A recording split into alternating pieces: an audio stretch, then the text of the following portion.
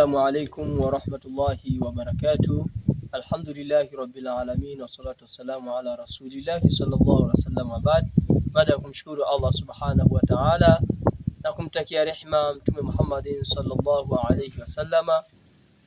Kwa majina naitwa Yusufu Amri Omari Shumbi, mwalimu wa Madrasatul Qamaria, kituo cha kuhifadhisha Qur'ani, tawi la Abdurrahman ibn Auf Arusha.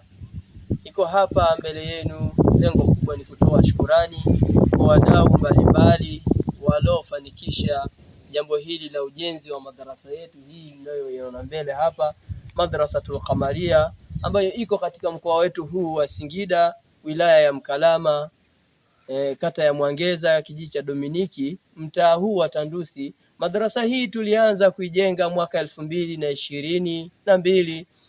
Watu mbalimbali walotoa nguvu zao kuweza kukamilisha jambo hili mpaka hapa tulikofikia.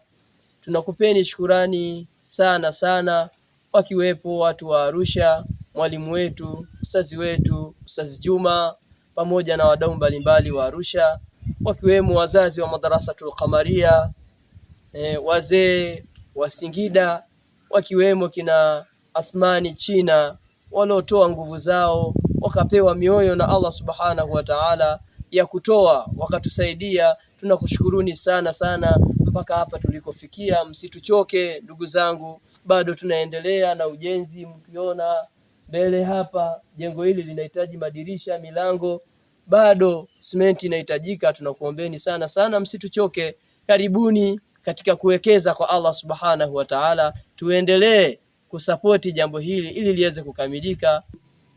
Na hawa mnaowaona hapa mbele ndio vijana wa Madrasatul Qamaria, kituo hiki cha kuhifadhisha Qur'ani. Ningependa kijana mmoja atusomee Qur'ani, walau wadau wetu wale ambao wanajitolea nguvu zao wasikie kile kinachoendelea katika Madrasatul Qamaria hapa Singida. Karibu kijana mmoja atusomee Qur'ani.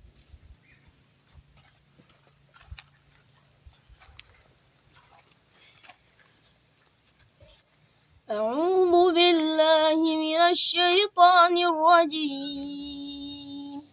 بسم الله الرحمن الرحيم. سبح لله ما في السماوات وما في الأرض وهو العزيز الحكيم.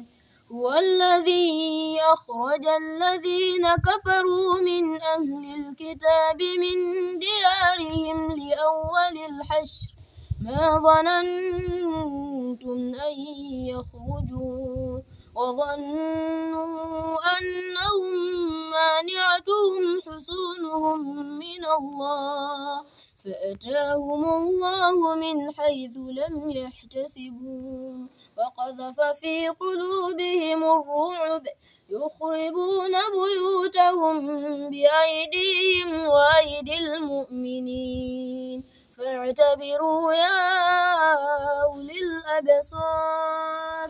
ولولا أن كتب الله عليهم الجلاء لعذبهم في الدنيا ولهم في الآخرة عذاب النار. صدق الله